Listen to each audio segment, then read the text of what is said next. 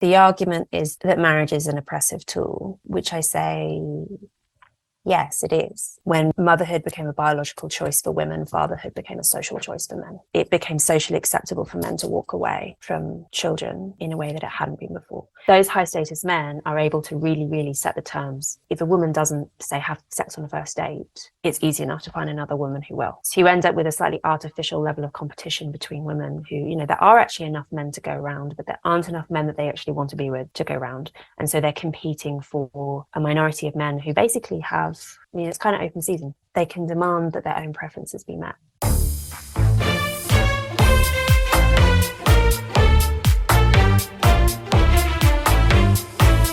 Louise Perry, it's very nice to meet you. And you, what a pleasure to be here. Yeah, this should be good. Thank you very much for agreeing to come on. I'm excited for this conversation. Before we get started, can you give a brief background about who you are and what it is you do? I am a British journalist based in London and a campaigner and the director of a think tank called The Other Half, which maybe we're going to talk about, which is we promote what we call common sense feminism. Wow. Yeah. and I'm an author of a new book called The Case Against the Sexual Revolution. Case Against the Sexual Revolution. Okay, this should be good. How much negativity do you get online? Less than you'd think. Good. I thought that I'd get loads, but actually I would say 90% positive. Well, you have a very nice soft voice too. I Maybe don't think that's what it is, yeah. people can't get mad at you, too mad at you. Oh, that's nice. I think it might be the English accent as well. Yeah, that's sneaky. It makes people sound smarter too. It's kind of like a cheat code in life. Oh yeah, yeah. Okay, this should be good. So what's your book? What's your book about? And what is common sense feminism? Let's start with what is common sense feminism, actually. I mean, partly it's a nice phrase that sort of confuses people. Ditto calling a book something like The Case Against the Social Revolution. It's a bit confounding, isn't it? What we're trying to do with The Other Half, the reason we called it The Other Half is because it's not only about talking about women, the other half of the human race, it's also about talking about the other half of life. Because my view that I put forward in the book is that what the feminist project has been, at least in the second half of the 20th century until now, has been about encouraging women to be more like men in every possible way. So to imitate male sexuality, to gain access to the male sphere, to imitate the male life cycle in terms of things like prioritizing professional success over anything else, all this sort of stuff. And I think it is very clear and is becoming clearer over time that this isn't making women happy, and that actually most women do not see that as their aspiration in life. Most women want to either prioritize family life or to balance it against career. Most women want to spend more time with their children, not less. Most women want to aspire to stable and meaningful monogamous relationships rather than have sex like a man, as Sex and the City described it. And this is extremely obvious from polling. You ask British women and indeed American women all of these questions, and there's a fairly resounding majority, but that isn't what you hear represented in Westminster or indeed in Washington, because there's a really big gap between what most feminist lobbying organizations or advocacy organizations of all kinds and also in the media tend to represent as what women want and what women do actually want. So the project that we've set ourselves is to try and represent majority female opinion in the corridors of power. Wow. Okay. Are you making any progress? It's very early days, but yes, I would say yes. Good. Do you know the background of why the sexual revolution kind of pushed women towards acting more like men? It's an interesting question. I think it's probably partly got to do with the women who formed the second wave. I think that the feminist culture of the 1970s, which was really focused in places like Greenwich Village in New York and a handful of other urban centres, and the women who wrote the most important texts of the second wave and went on to found organisations like Now, tended to be super well educated, super intelligent, super disagreeable, particularly disinclined towards things like family life. The whole from their point of view, they were really spurred on by a desire to reject the traditional feminine role, and often did so in quite spectacular ways. On a personal level, some of the biographies of second wavers are really unusual, really interesting.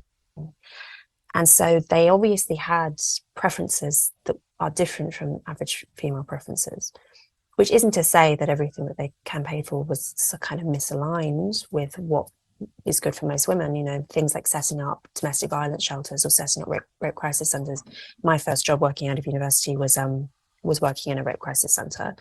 Those are the kind of institutions formed from the second wave, which are, you know, like really good. I don't think anyone, I think very few, even anti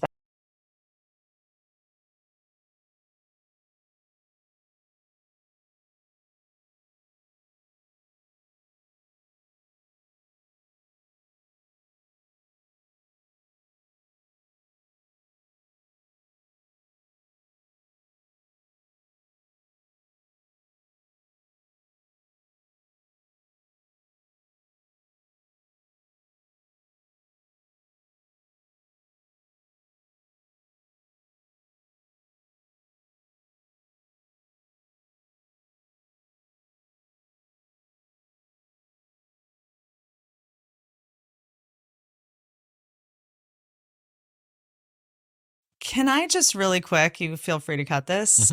I love watching you work. I love showing up to meet somebody that I am a fan of already, and I've seen their astronomical rise to success, and then I see why they deserve it. Why? Just watching you operate for the past like 5-10 minutes has been fascinating.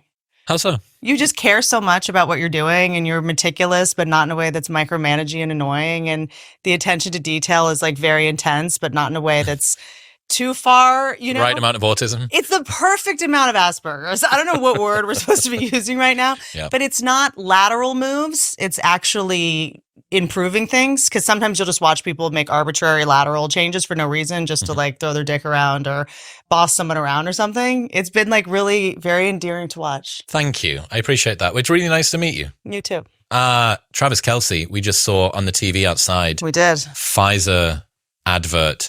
But I guess if you're hanging out the back of Taylor Swift, what do you care? You know what I mean? Yeah. Well, okay. So we just saw, what happened to you when you saw that?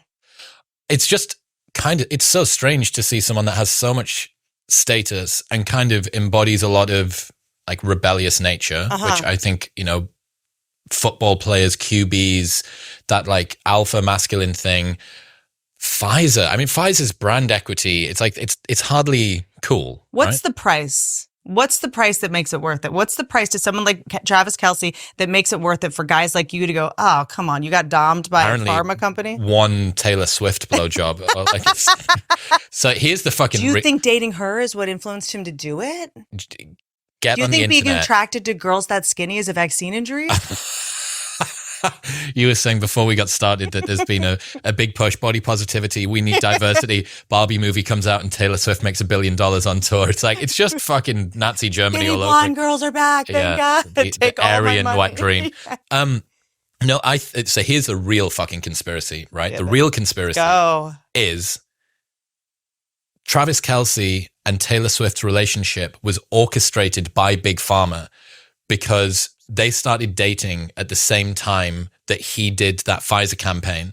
So search volume for Travis Kelce's name went through the roof. And when you search for his name, the vaccine stuff and the Pfizer partnership comes up too. So my question about that, it's like my same thing about aliens and stuff. It's like, I just think people are so weak and so desperate to like talk to a girl at a bar or get attention, or the wrong person involved in that scandal took edibles. Don't you think someone would have gotten fired and told people about it? Oh, right. It's like with aliens. It's like someone would have snitched. Some guy would have gotten drunk at a bar and been like, hey, like, you don't want to go home with me? You want to see a picture of a fucking alien? You know what I'm saying? Like, don't you think it would have gotten out? Yeah, I mean, coordination is difficult. And there's definitely two worlds that people are able to hold in their mind at once, which is the government is both so incompetent that they can't organize a piss up in a brewery, Sure. and so competent that they're able to orchestrate this sort of I go to the DMV and I'm like, if they were aliens, we would have known. Okay, like we would absolutely know by now. Well, right? maybe the beginning and end of their capability is orchestrating a Travis Kelce Taylor Swift relationship. I don't know. It's weird. I also think though, you know, who's she going to date? That's the other thing. Who's she going to date? it seems like guys will date down all day, but who's she going to date? Who's the Jay-Z to her Beyonce?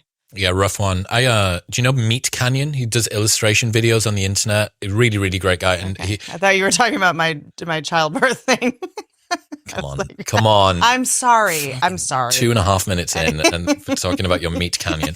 Anyway, he's got a channel called Papa Meat, and on it he reacted to Swiftie TikToks, and it was girls breaking down crying because the Ticketmaster website had shut down after they'd been waiting for 6 hours. Okay, great. There was this one where it broke down the finances. I think Taylor Swift's already beaten Michael Jackson for the most revenue generated from a tour ever. It's, I think at the moment, $750 million. This tour is lasting for nearly 2 years. It's monstrous. Okay. Well, she's done a genius thing. She's got kids.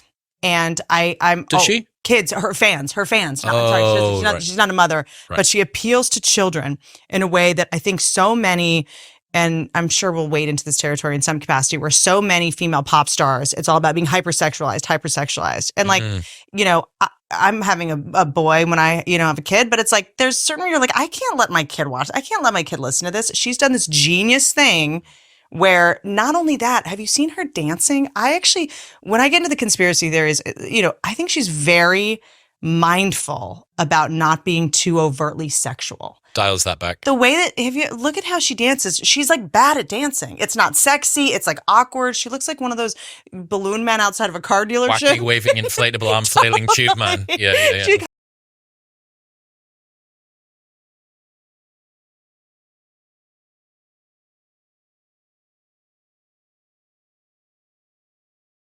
All right, let's talk about it because today is the day. Tucker Carlson's interview with Russian President Vladimir Putin is like a bomb going off in establishment Washington right now. The deep state corporatists are in full panic mode as we speak about what is being exposed. Not just about the corruption in Ukraine. I'm talking about the truth surrounding the DNC email hack. U.S. biolabs in Ukraine, perhaps? Will that be on the list here? Hillary Clinton's connections to all of this. Perhaps that's why the Clinton Foundation's connections to the corruption in Ukraine is top of mind for Hillary Clinton.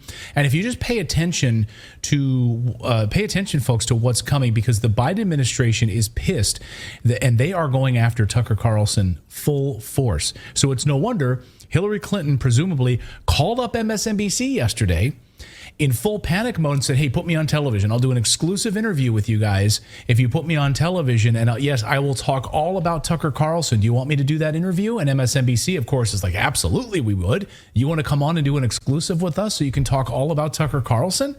Very fishy indeed, wouldn't you say? And that's why they're doing this interview preemptively, to try to discredit Tucker Carlson, because they know what's coming. Make no mistake about it. I'll stake my entire reputation, by the way, that there is no way this interview had been planned for weeks. This interview came together as a last-minute thing. This whole interview was about Tucker. It was about Trump. It was about Putin. That's what the interview was about. Here is Hillary Clinton attacking Tucker in the most childlike way possible, because she knows what's coming. Even without her even seeing the interview, she knows what's coming. Watch. I mean, he's like a puppy dog. He somehow has, after having been fired from so many outlets in the United States, I would not be surprised if he emerges with a contract with an outlet, because he is a useful idiot. He says things that are not true. He parrots Vladimir Putin's pack of lies about Ukraine. So I don't see why Putin wouldn't give him an interview, because through him, he can, continue to lie about what his, objectives are in Ukraine and what he expects to see happen. It's really quite sad that not just somebody like Tucker Carlson, who has, as I said, been fired so many times because he seems unable to, correlate his reporting with the truth, but also because it's a sign that there are people in this country right now who are like a fifth column for Vladimir Putin. And why? I don't know. I mean, why are certain Republicans throwing their lot in? Why are, other Americans basically believing Putin. Why did Trump believe Putin more than our 11 intelligence agencies? I don't know. Do you have a working theory? I do have a working theory. It's not funny. That's not funny. That's not funny at all. People Sycophant. die because, Yeah. oh, you didn't study, girl. You, the journalist, didn't study if you think that that's so funny. Also, she's poking at him for having been fired for network news. She was fired. She lost elections. So, is failure mean you can't ever try again in life? Or when he worked at CNN and he was a conservative voice on CNN and it didn't align with their democratic values at CNN, they decided, we're going to push him out of here. And when he was telling the truth at Fox News and they actually didn't fire him, they actually came to an agreement to pay out the rest of his contract and pull him off of the air. So it wasn't actually fired as he has publicly talked about. But anyway, and also you were fired because you lost an election and the American people have had enough of you.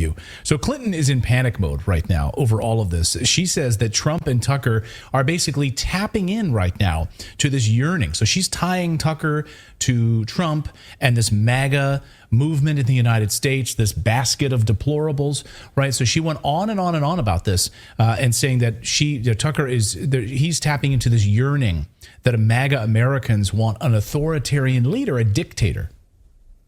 It's more than just the political partisan advantage. There is a yearning for leaders who can kill and imprison their opponents, destroy the press, lead a life that is